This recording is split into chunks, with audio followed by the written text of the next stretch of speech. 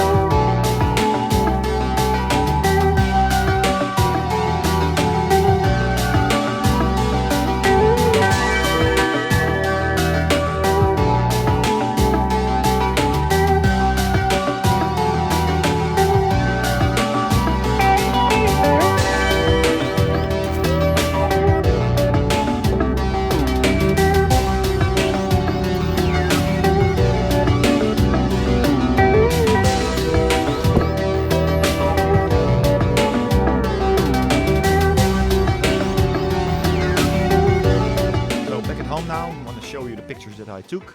On the left side you see the Panasonic FZ2000, on the right side it's the P30 Pro. And on the P30 Pro I use the aperture mode that mimics f-stops in a range of 0.95 until 16. In this case I shot it with an 0.95 aperture, and then you can see a really good bokeh effect. So the building behind the statue, you know, the subjects are really blurred out. Really nice. The only thing that I don't like is those lines around around the statue. So that is a bit sad that that's not great separation of the subject and the background. If you compare that to the Panasonic, it's much better. If I go to the next picture, it will be more clearly that in this case I use an f-stop of 2.8. Again in the aperture mode, and I did the same thing on the Panasonic, and then you can clearly see that the depth of field, the bokeh effect that I got with the aperture mode is much stronger, which I like in this picture. Only what I don't like is this lining around this pole is not so great separated, you know, background, subject, separation, not so good. And if you look at the Panasonic, clearly much better, much cleaner. If we now move on to just using the main camera on the P30 Pro, that's the f1.6 aperture. If you now look at both pictures, maybe okay, color difference, yeah, but if you look at the details, if you look at the bokeh effect, I would say they are more or less the same. If I do not know which picture I took with which camera and I just look at those pictures, then probably I have a hard time guessing which one is which. Okay, I use horizontal and vertical, but okay, beside of that. So in this case I say, yeah, great job for the P30 Pro producing such a picture close to the Panasonic. Well, everybody knows about the zoom, of course, of the P30 Pro, and you got a 5x, that's the equivalent of 125 millimeters. So what I did, I zoomed in with the Panasonic on 125 millimeters to get around the same zoom effect. At a glance, you would say, well, more or less the same pictures, you know, maybe some color differences here and there, yeah. But if you zoom in, and that's what you see here, if you look at those flowers here and you compare it to the flowers here, you see so much more detail here. Also, if you look at this pole, you know, this sign, it's this one is a bit more, yeah, let's call it washed out, much more blurry. So although this is just 5-hand optical zoom, so no digital zoom, not the hybrid zoom, clearly you can see that if you use a zoom on a camera with the likes of Panasonic, you get much more detail. If we now look at the hybrid zoom, you know, the 10-time hybrid zoom, that's around 250 mil. Yeah, then clearly, if you look at this picture, I don't even have to say. If you look at this picture, if you zoom in, you see clearly the differences. It's getting soft, and also if you look at the sign on the bridge and the details on the bridge, totally different story. So although it's very nice that you have that great zoom lens on your camera, if you really want to compare that to just a bridge camera, then yeah, clearly the P30 cannot match up.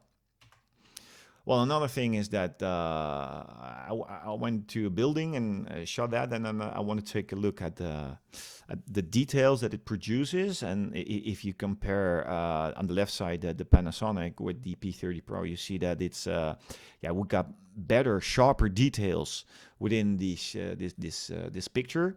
The only thing is that this the P30 Pro is now shot with the main camera using 10 megapixels, and you also have the ability to shoot in 40 megapixels, and that's what I did with the next picture. So in this case, I shot a 40 megapixel, and the Panasonic is, as you can read in the early of the video, that's a 20 megapixels. And now the difference isn't that great. You know, it's more or less similar. So if you use it to the max, then well, yeah, I'm impressed with the results. So the main camera, yeah, is really up to par if you with the Panasonic. So another thing that I did is some macro shots. So I must say, in this case, if I compare both pictures, I really like what the Panasonic produces. You know, the depth of field is really great, so the subject really stands out. On the P30, you have a mode called Super Macro. If you put in AI, artificial intelligence, then it will automatically go to that mode.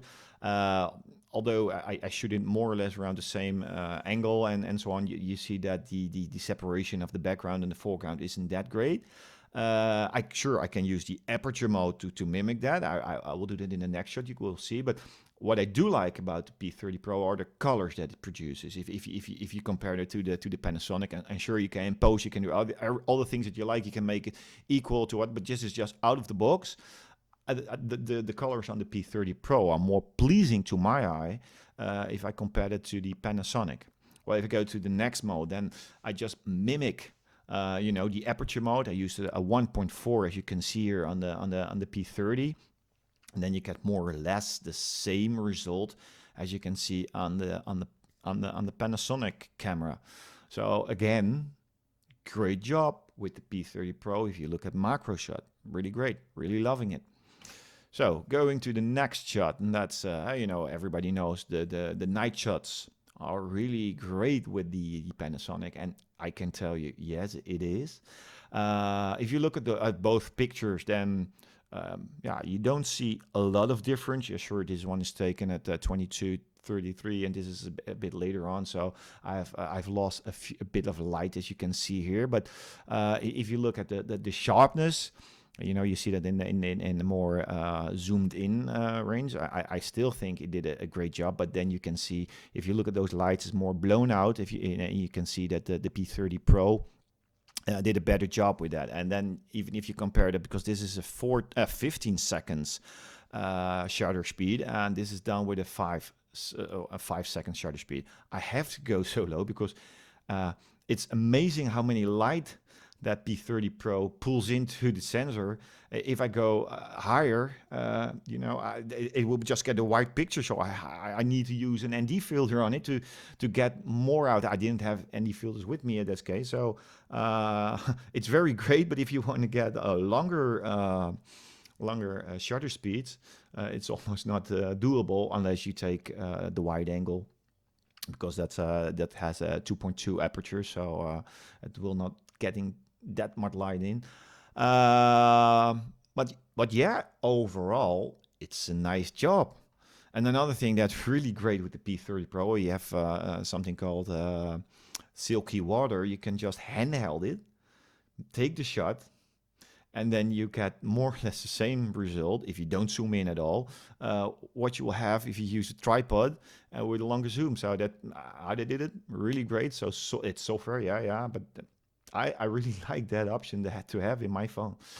Another thing that I did is, again, both shot at 2.8 aperture, and I focused on around this rock here. And in this case, I like the bokeh effect that the aperture mode for me produced, you know, this it's much more vague, if you will, in the background, and here it's a bit more sharper. So, and this is what I was aiming at, you know, get a blurry background to get a sharp foreground, and that is exactly what the P30 Pro delivered for me. So in this case, I would say, great work, P30 Pro.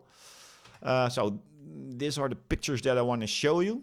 Another one I will show you later on about the difference if I handheld using the silky water. I want to show you. Give me one sec. So I found a picture that I want to show you. So this is shot with the main camera. As you can see, this is a 5,000 second shutter speed. Normal picture, you know, just shoot it. Not the greatest picture, that doesn't matter. That's not the goal at this point. But what I did, I used the silky water mode for more than 30 seconds, handheld, and I will show you the result. And look at the water, the difference in the water. Really silky. You know, and this is handheld, so I don't see movement. Yeah, sure, if you look at this, you see it's a bit blurry, but that's logical. But if I would shoot 30 seconds on my main camera, because that boat is still moving around, you know, due to the water. So, and that you have the possibility with a smartphone, handheld, shooting this, I have no words with it. I only can say really, really great. Well, this is basically what I want to show you. So thank you for viewing. If you have any comments or things, you put it down in the comments below. You know, if you want me answering questions or do other stuff with the P30 Pro or Panasonic for that matter. Thanks for watching. Hopefully, I hope that is a bit useful, because I see a lot of YouTube videos and they just shoot auto and then compare it, you know, and I just want to compare. If you want to take it to the max, what can you do with both cameras? So thank you for watching and see you next time.